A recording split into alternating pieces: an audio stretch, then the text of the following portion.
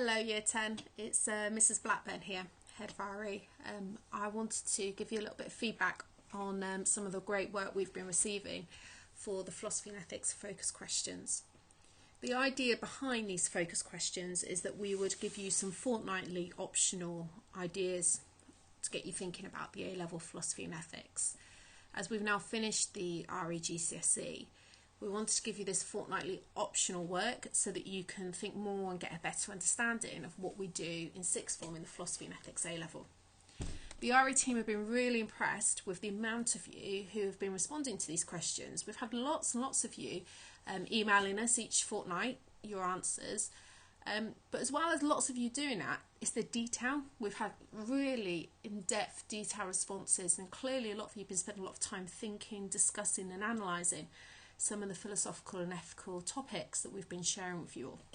So the first thing I wanted to say is just well done. I appreciate it's a really tricky time and you're all studying your other GCSEs, and to have a go at this, it's been great. If you've not yet done so, do email your RE teacher, and you can see here on the PowerPoint our email addresses. Email us your work or submit it on Show My Homework. But make sure your RE teacher gets to see the great work you're doing, because it's really nice to get an idea of who's interested and who's accessing this. The first topic I posted on Show My Homework was all about existence, and it's a philosophical topic, and I sort of directed you to the ontological argument, and you can look at existence from all different angles, and this is one of the first topics you do in the philosophy side of the A-level.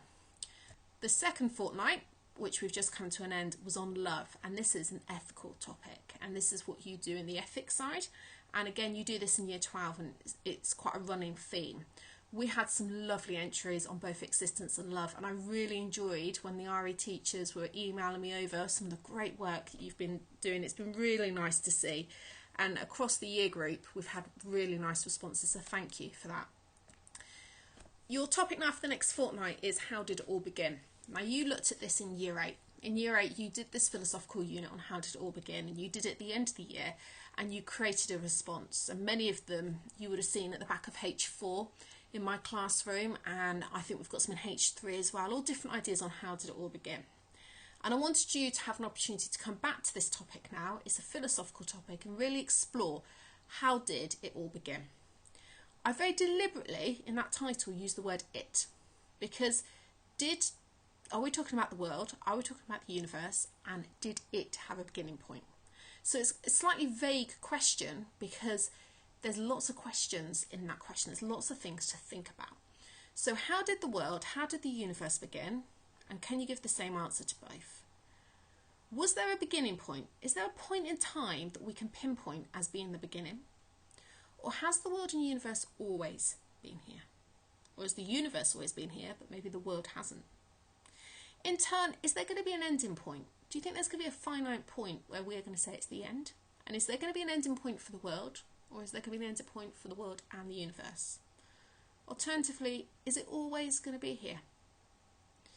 Now, we can look at the ideas, and please do think about the ideas of like Big Bang, evolution.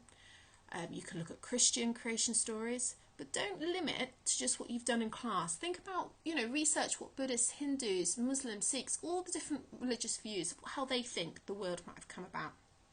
And try and think about, can you be both religious and agree with the scientific ideas?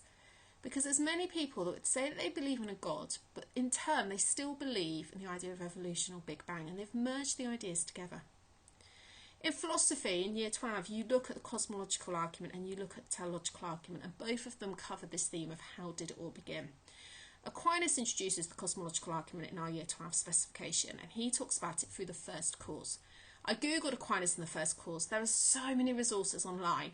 I'm not even going to pinpoint, just Google it. There's loads out there, absolutely loads, and I don't really want to focus you on one thing because there's so much. Just go and have a little look.